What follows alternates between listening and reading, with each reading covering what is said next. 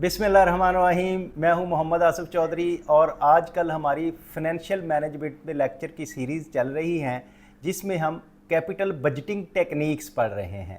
तो इसमें हम पढ़ रहे हैं कि कोई प्रोजेक्ट अगर आपने लेना है तो उसको किस तरह से आप कंपैरिजन करके वो प्रोजेक्ट आप एक्सेप्ट करेंगे या रिजेक्ट करेंगे। उसमें हमने ये पढ़ा कि उसकी पेबैक पीरियड क्या है, इंटरनल रेट ऑफ रिटर्न क्या है, उसकी नेट प्रेजेंट वैल्यू क्या है, और आज हम पढ़ेंगे टॉपिक है प्रॉफिटेबिलिटी इंडेक्स क्या है। उसमें प्रॉफिटेबिलिटी का इंडेक्स देखेंगे कि प्रॉफिटेबिलिटी हमें इसमें अच्छी आ रही है या नहीं आ रही। अगर नहीं अच्छा आ रहा तो हम रिजेक्ट कर देते हैं, अगर अच्छा प्रॉफिट आ रहा है तो हम उसको एक्सेप्ट करते हैं। तो आज हम प्रॉफिटेबिलिटी इंडेक्स पढ़ेंगे। कैपिटल बजटिंग टेक्निक्स का एक अहम टेक्निक है। तो इसमें क्या करते हैं कि हम profitability index is the ratio of present value of the projects and future net cash flows to the project's initial cash flow। Initial cash outflow क्या होता है, इसका फार्मूला है। हम जो डेफिनेशन आपने पढ़ी इसमें प्रॉफिटेबिलिटी का इंडेक्स का फार्मूला है profitability index is equal to जो आपको इंस्टॉलमेंट आ रही है, first cash flow, first term, second term, third, यहाँ तक भी आता है, और उसके बाद 1 प्लस के रेट ऑफ डिस्काउंटेड रेट जो है वो हम लगाते हैं, और इस फार्मूले के तहत इसको डिवाइड करते हैं इनिशियल कैश आउटफ्लो से। इनिशियल कैश आउटफ्लो जो हमारा है प्रोजेक्ट्स का, तो इसको जब हम प्रॉफिटेबिलिटी इंडेक्स निकालते हैं तो हमारा ये बनता है 1 प्लस नेट प्रेजेंट वैल्यू। ये दो फार्मूले हैं, पहला फार्मूला ये है, दूसरा ये है। हम इसको net present value divided by initial cash outflow जब करते हैं तो हमारे पास ये एक प्रॉफिटेबिलिटी इंडेक्स जो आ गया 0.9643। मेथड 1 प्रीवियस स्लाइड्स का जो था वो आ गया। शुड दिस प्रोजेक्ट भी एक्सेप्टेड, क्या हमें ये एक्सेप्ट करना चाहिए कि ये इसकी प्रॉफिटेबिलिटी इंडेक्स जो है 1 के इक्वल भी नहीं है, 1 से नीचे है? तो नो। क्यों? इसलिए कि profitability index is less than 1। अगर ये 1 या 1 से ज़्यादा होता तो देन हम इसको एक्सेप्ट करते हैं और हम इसको एक्सेप्ट करके ये प्रोजेक्ट करते हम। लेकिन अब क्योंकि इसका प्रॉफिट जो है वो 1 से भी कम हो रहा है तो this means that project is not profitable, तो रिजेक्ट करेंगे। क्यों? कि प्रॉफिटेबिलिटी इंडेक्स जो है 1 से कम है। तो आपने अब ये ज़हन में रखना है कि जब भी आपने प्रॉफिटेबिलिटी इंडेक्स को मेजर करना है तो आपका मोर देन 1 होना चाहिए, देन वो आपको एक्सेप्टेबल है। अब प्रॉफिटेबिलिटी इंडेक्स आपने देखा होगा ऑलमोस्ट ये नेट प्रेजेंट वैल्यू की तरह का इसमें कैलकुलेशन हुई है। तो हम जब प्रॉफिटेबिलिटी इंडेक्स की स्ट्रेंथ और वीकनेसेस देखते हैं तो same as net present value है, एंड अलाउ क्या करता है comparison of the different scale of projects. तो जो स्केल ऑफ प्रोजेक्ट है वो बड़ा है या छोटा है, तो उसमें हमें ये हेल्पफुल होगा कि उसमें किस तरह से हम उसको डिफ्रेंशिएट और चेक कर सकते हैं, कंपैरिजन कर सकते हैं। तो इसकी वीकनेस भी यही है कि same as net present value provides only the relative profitability के रिलेटेड सिर्फ ये बात करता है, बताता है, और पोटेंशियल रैंकिंग प्रॉब्लम है इसमें, इसलिए ये इसकी वीकनेस है। तो अब हम करते हैं एवेल्यूएशन समरी। हमने जो जो मेथड चेक किए, आपको पता है कि हमने कैपिटल बजटिंग टेक्निक्स के 4 मेथड इसमें चेक किए। हमने पेबैक पीरियड को चेक किया, इंटरनल रेट ऑफ रिटर्न को चेक किया, नेट प्रेजेंट वैल्यू को चेक किया, और प्रॉफिटेबिलिटी इंडेक्स को चेक किया। हमने एक ही तरह के रेट ऑफ रिटर्न लगाए, और रिटर्न लगाने के बाद हमने जब उसको कंपैरिजन में किया तो हमारा प्रोजेक्ट जो था उसमें हमें मिल रहा था 3.3 पेबैक पीरियड था अगेंस्ट कंपैरिजन 3.5 के। यानी कि पे बैक पीरियड हमें जो 3.5 साल में मिलना था वो हमें 3.3 ईयर में मिल रहा था। तो ये गुड था कि पे बैक पीरियड हमारा कम है, जो हमें 3.5 साल में मिलना है वो हमें 3.25 साल में मिल रहा है। तो इस मतलब है हमने इसको एक्सेप्ट किया। इंटरनल रेट ऑफ रिटर्न जो आ रहा था हमारे प्रोजेक्ट का, हमारी कैलकुलेशन के मुताबिक वो आ रहा है 11.47%, लेकिन जो स्टैंडर्ड था जो हम एक्सपेक्ट कर रहे हैं वो 13% है।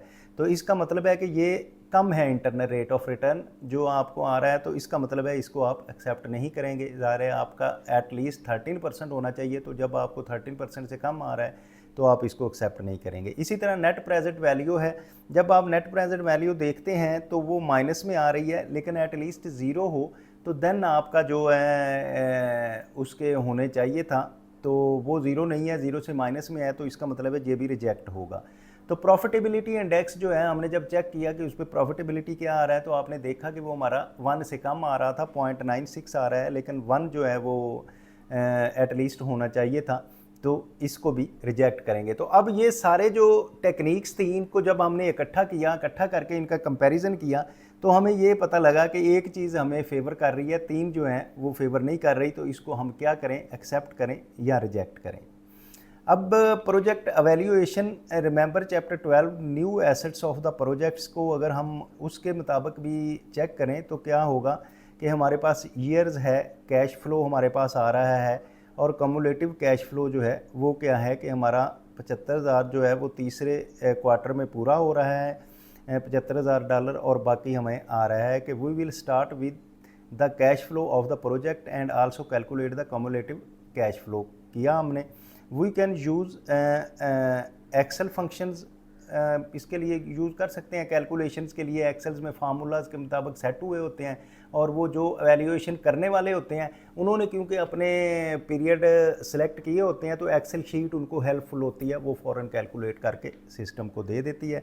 Calculate for each of the following methods, तो इसमें हमें डिस्काउंट रेट को हमने देखा कि पे बैक पीरियड जो है वो 2.19% है 16% पे, तो accepted as we want to 3 year का क्योंकि पे बैक पीरियड था, लेकिन हमें ये प्रोजेक्ट 2.19 में ईयर में मुकम्मल हो रहा है, तो इसलिए हम इसको एक्सेप्ट करेंगे। इसी तरह इंटरनल रेट ऑफ रिटर्न जो है 28.45% है, accepted exceed the discount rate. Discount rate जो हमारा चल रहा था 13%, उससे ये एक्सीड कर गया 28%, तो इसका मतलब है ये एक्सेप्ट होगा। और नेट प्रेजेंट वैल्यू की अगर हम बात करें तो ये हमारे पास आ रही है $19,328, तो एक्सेप्ट, क्योंकि शेयर होल्डर्स की वेल्थ इंक्रीज़ हो रही है, हमारे नेट प्रेजेंट वैल्यू इंक्रीज़ हो रही है। और अगर हम बात करें प्रॉफिटेबिलिटी इंडेक्स की तो 1.26 है, तो 1.26 जो है 1 से ग्रेटर है, तो इस मीन के प्रॉफिटेबल है और हमें प्रॉफिट आ रहा है। मीन ये है कि ये अब हमने कंपैरिजन अगर करें, पिछला जो कंपैरिजन किया, तो हमें ये प्रोजेक्ट करना चाहिए या नहीं। यही बेसिकली प्रोजेक्ट बजटिंग है कि कंपनी कोई नया प्रोजेक्ट जब लेना चाहती है तो उसकी जो है वो बजटिंग करती है कि क्या हमें ये हम जो चीज़ इन्वेस्ट कर रहे हैं इसका हमें पे बैक क्या मिलेगा, इसका पे बैक कितने पीरियड में मिलेगा, इसका रिटर्न क्या हमें आएगा और इसकी प्रॉफिट कितना आएगा। तो यही चीज़ कंपैरिजन करके आपको जो फाइनेंशियल मैनेजमेंट है ये हेल्पफुल होती है, और कैपिटल बजटिंग की टेक्निक्स जो हैं इसमें आपको बड़ी हेल्पफुल है, तो इसीलिए आप अपने कैपिटल का बजट करते हैं। तो अगर हम जब बात एक शुरू में भी मैंने की कि अदर प्रोजेक्ट्स की रिलेशनशिप जब हम करते हैं कि क्या ये इसको इंडिपेंडेंट हम कर रहे हैं इस प्रोजेक्ट को, या इसका किसी के साथ कंपैरिजन कर रहे हैं। अगर तो हम इस प्रोजेक्ट को इंडिपेंडेंटली कर रहे हैं तो फिर project whose acceptance depend on the acceptance of one or more other projects, तो वो हम उसकी एक्सेप्टेंस सिर्फ उसी प्रोजेक्ट के कंपैरिजन में कर रहे होते हैं। लेकिन जब आपके पास ज़्यादा प्रोजेक्ट्स हैं और आपने उनको कंपैरिजन करना है कि हमें ये फेवर करेगा या दूसरा करेगा, तो फॉर म्यूचुअली एक्सक्लूसिव के लिए a project whose acceptance precludes the acceptance of one or more alternative projects, तो हम एक या एक से ज़्यादा प्रोजेक्ट्स जो हैं उसमें अल्टरनेट में जाना चाहते होते हैं, तो हम देखते हैं। अच्छा, इसमें भी बड़ी मज़े की बात यह है कि जब आप बाज़-औक़ात कुछ चीज़ें आपको फेवर कर रही होती हैं, जैसे कि प्रॉफिटेबिलिटी रेशो जो है वो एक प्रोजेक्ट में रेट ऑफ रिटर्न ज़्यादा है, लेकिन दूसरे में टोटल प्रॉफिट ज़्यादा है। जैसे कि शॉर्ट टर्म एक प्रोजेक्ट है, एक लॉन्ग टर्म है, एक में आपको 1000 रुपया बच रहा है, दूसरे में आपको 1 मिलियन बच रहा है, तो गो के उसमें प्रॉफिट का रेट कम है 1 मिलियन वाले में, लेकिन वो हमें प्रेफर करना पड़ता है बाजू का। तो ये इसका कंपैरिजन भी मैं आपको आगे बताता हूँ कि project potential problem under the mutual exclusive को हमने पोटेंशियल को चेक करना होता है कि किस में पोटेंशियल ज़्यादा है। रैंकिंग ऑफ प्रोजेक्ट प्रपोजल में create a contradictory result. Contradictory result इसलिए आ सकते हैं कि वो हमारे रिजल्ट्स फेवर कर रहे हैं कि वो एक जो स्मॉल स्केल का प्रोजेक्ट है कि वो उसमें प्रॉफिटेबिलिटी रेशो ज़्यादा है, लेकिन एट द एंड जो प्रॉफिटेबिलिटी है होल प्रोजेक्ट की वो लार्ज स्केल वाले प्रोजेक्ट में ज़्यादा है। तो इस तरह हमें जो है ना इसमें थोड़ा इसको कंट्राडिक्शन भी करनी पड़ती है कि इसमें स्केल ऑफ इन्वेस्टमेंट डिपेंड करता है, कैश फ्लो पैटर्न डिपेंड करता है और प्रोजेक्ट की लाइफ डिपेंड करती है। यानी कि हमारा जो इन्वेस्टमेंट का है, बड़े स्केल की इन्वेस्टमेंट है तो उसमें प्रॉफिट की रेशो ज़्यादा अगर आ रही है, और कैश फ्लो पैटर्न का ये है कि हमें आगे वो एक दफ़ा इन्वेस्टमेंट करके आगे से रिटर्न बैक ज़्यादा आएगा, या फिर प्रोजेक्ट की लाइफ है वो कितने साल पे उसकी डिपेंड है, पे बैक पीरियड उसका क्या है। इसकी एक स्केल डिफरेंस की मैंने एग्जांपल दी आपको कि comparison of small and large scale project. अब आप देखें कि हमने दो प्रोजेक्ट्स का कंपैरिजन किया कि एंड ऑफ द ईयर जो है 0, 1, 2 2 सालों के बाद हमारा जो प्रोजेक्ट 1 है उसमें हमें कर रहा है $100 का है, और जो लार्ज स्केल प्रोजेक्ट है वो $100,000 का है। मीन ये इनमें ये बड़ा फ़र्क है। अब हमने देखा कि पे बैक में जब हमें 2 साल के बाद जो स्मॉल प्रोजेक्ट था उस पे हमें जो है वो $400 आया, और जो लार्ज प्रोजेक्ट था उसमें $156,000 जो हमें बचे। तो इसका मतलब ये है कि जो लार्ज स्केल प्रोजेक्ट था उसमें हमें पैसे ज़्यादा बचे 2 साल में, गो के उसकी प्रॉफिटेबिलिटी रेशो में भी कम थी। तो हमने इसको स्केल डिफरेंस को हमने अपनी जो टेक्निक्स थी, टेक्निक्स के मुताबिक अब चेक करते हैं हम कि क्या है कि पे बैक पीरियड उसका कितना है, इंटरनल रेट ऑफ रिटर्न क्या है, net present value at the 10% rate क्या है, एंड प्रॉफिटेबिलिटी इंडेक्स क्या है at the rate of 10%, which project is preferred and why. हमने इसको ये अब देखें क्या किया हमने, project, internal rate of return, net present value और इसका प्रॉफिटेबिलिटी इंडेक्स को चेक किया। अब हमने जब स्मॉल स्केल में देखा तो हमने देखा कि हमें 100% रेट ऑफ रिटर्न है, इंटरनल रेट ऑफ रिटर्न, लेकिन लार्ज स्केल में हमें सिर्फ 25% है। तो लग रहा है कि ये जो अपना इंटरनल रेट ऑफ रिटर्न जिसमें 100% है हम उसको करेंगे प्रेफर, तो यही करने को दिल कर रहा है, आप देख रहे होंगे। तो अगर नेट प्रेजेंट वैल्यू में हम जाएं तो हमें ये लगता है कि इसका हमें आ रहा है $231, लेकिन जो हमें लार्ज स्केल है उसमें हमें आ रहा है $29,132। अब इसमें देखें तो हमें ये लगता है कि ये नेट प्रेजेंट वैल्यू तो इसमें बहुत बड़ी है, तो हमें इसको करना चाहिए, ये हमारा होगा। लेकिन हम प्रॉफिटेबिलिटी इंडेक्स में जाते हैं तो हम देखते हैं कि प्रॉफिटेबिलिटी इंडेक्स में तो जो है स्मॉल स्केल वाला उसमें 3.311 टाइम्स आ रही है, 1 से बहुत ज़्यादा आ रही है। लेकिन जो हम लार्ज स्केल वाले प्रोजेक्ट को देखते हैं तो उसमें हमें सिर्फ 1.25 आ रही है। तो हमें ये लगता है कि प्रॉफिटेबिलिटी इंडेक्स के हवाले से ये होगा। अब हमने अगर स्मॉल स्केल में देखा तो दो चीज़ें हमें फेवर कर रही हैं। अच्छा, लेकिन अब हम अगर आप बीइंग फाइनेंशियल मैनेजमेंट में हैं और CFO हैं तो आप क्या सिलेक्ट करेंगे, इनमें से हमें कौन सा प्रोजेक्ट करना चाहिए? अच्छा, मैं तो करूँगा तो मैं तो ये देखूँगा कि प्रॉफिटेबिलिटी क्योंकि इसमें ज़्यादा आ रही है टोटल एज ए होल, तो मैं तो इसको सिलेक्ट करूँगा। आप कौन सा सिलेक्ट करेंगे स्टूडेंट्स, ये भी आपने कमेंट में बताना है। तो अब मैं देखते हैं कोई इसमें सिलेक्शन किसकी होगी। जी, मैं तो ये 29 वाला इसमें करूँगा कि शेयर होल्डर की वेल्थ जो है इंक्रीज़ होगी, वेल्थ इंक्रीज़ होगी तो कंपनी का जो है शेयर वैल्यू जो बढ़ेगी और उसमें फ़ायदा होगा। तो मैं तो ये सिलेक्ट करूँगा। आपने कमेंट में बताना है कि आप कौन सा करेंगे। अच्छा, अब स्केल डिफरेंसेस की हमने जब इसकी ग्राफिक रिप्रेजेंटेशन की तो ग्राफिक रिप्रेजेंटेशन में आप देख सकते हैं graph of the net present value profile for the small and large. तो स्मॉल एंड लार्ज कंपनी का, अगर लार्ज कंपनी का देखेंगे तो रेड में है, ये इसका है नेट प्रेजेंट वैल्यू में, और जो इसकी स्मॉल की है वो ब्लू में है नेट प्रेजेंट वैल्यू, ये आपको इसमें बताई जा रही है एक्सिस ऑफ टाइटल में। तो इसमें ईयर्स के हिसाब से ये हमने कैलकुलेशन जो की थी उस कैलकुलेशन के हिसाब से आपको ये सारी चीज़ें पता चल रही हैं, और इसका प्रॉफिट जो है वो 29,000 लार्ज का आ रहा है। तो अब अगर हम मेन जिस जगह पे जाके उसका 230 बन रहा है उसके पे प्रॉफिट इसका इतना आ रहा है। तो इसी तरह कैश फ्लो पैटर्न की अगर हम बात करें, let's use the compare the decreasing cash flow D projects and increasing cash flow I project, के जिस प्रोजेक्ट में डिक्रीज़ हो रहा है डी उसको कहते हैं और जिसमें इंक्रीज़ हो रहा है उसको आई कहते हैं। तो नेट कैश फ्लो जो है प्रोजेक्ट डी और आई मतलब इसमें डिक्रीज़ हो रहा है कैश फ्लो, इसमें इंक्रीज़ हो रहा है। तो हम 1 2 3 सालों में कहते हैं तो 12 में से कम होते होते 100 पे चला गया। तो ये इंक्रीज़ होते होते -12 से 108 पे आ गया। तो इसमें क्या रहता है कि इंक्रीजिंग वाला जो है हमें वो बता रहा है कि ज़्यादा फेवरेबल है। तो कैश फ्लो पैटर्न्स अगर आपने देखने हैं तो cash calculate the internal rate of return, net present value at the 10% and profitability index at the 10%, which project preferred। तो हम ये करेंगे कि एक में डिक्रीज़ हो रहा है, एक में इंक्रीज़ हो रहा है। तो अब हम देखते हैं कि इंटरनल रेट ऑफ रिटर्न जो डिक्रीजिंग वाला है उसमें ज़्यादा है, लेकिन इंक्रीजिंग वाले में कम है। इसी तरह बाकी जो है ये सेम रह गया 198, और प्रॉफिटेबिलिटी इंडेक्स भी सेम है। तो अब कौन सा प्रेफर करेंगे हम प्रोजेक्ट, वो इधर से जो नज़र आ रहा है हमें वो डिक्रीजिंग वाला का इंटरनल रेट ऑफ रिटर्न ज़्यादा है, तो हम इसको प्रेफर करेंगे।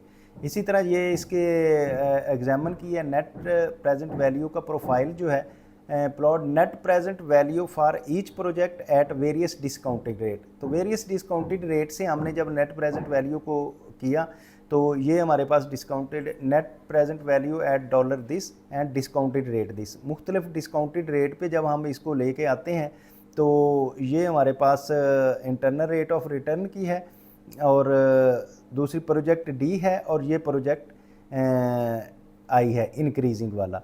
तो हमने ये देखा कि 10% पे जो दोनों एक दूसरे से मैच कर रहे हैं, ठीक है। लेकिन अगर 20% में है तो फिर क्या है, जो प्रोजेक्ट डी है वो ऊपर जा रहा है और ये नीचे आ रहा है। लेकिन अगर हमने इसका डिस्काउंट रेट और कम किया है तो प्रोजेक्ट आई जो है वो इंक्रीज़ कर जाता है। तो ये है इसका ग्राफिक रिप्रेजेंटेशन।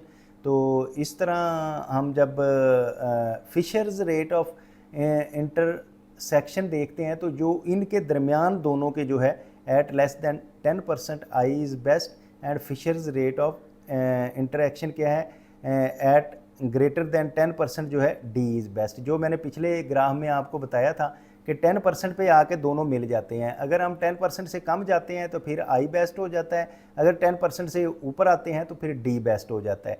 तो इसमें आपने फीचर्स का अगर हम देखें तो इसका ये जो पीरियड उसने किया हुआ है ये फिशर्स रेट ऑफ इंटरसेक्शन इसको हम कहते हैं। तो ये नेट प्रेजेंट वैल्यू और डिस्काउंट रेट का आपने देख लिया। अब कैश फ्लो की अगर हम बात करें तो इसमें आपको जैसे कि बताया कि आप एक्सेल शीट में भी बना सकते हैं। तो नेट प्रेजेंट वैल्यू जो है वो डिक्रीज़ है और net present value of increase की, ये इंक्रीज़ की है और ये डिक्रीज़ की है।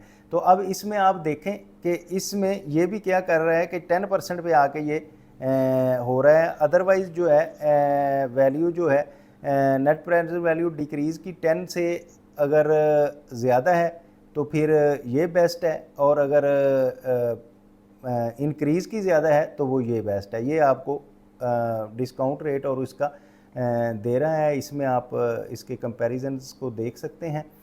तो अब प्रोजेक्ट लाइफ डिफरेंसेस क्या होते हैं। Let's compare the long life x projects and short life why project. यानी कि एक प्रोजेक्ट है जो ज़्यादा लंबे अरसे के लिए चलेगा और एक कम अरसे के लिए चलेगा।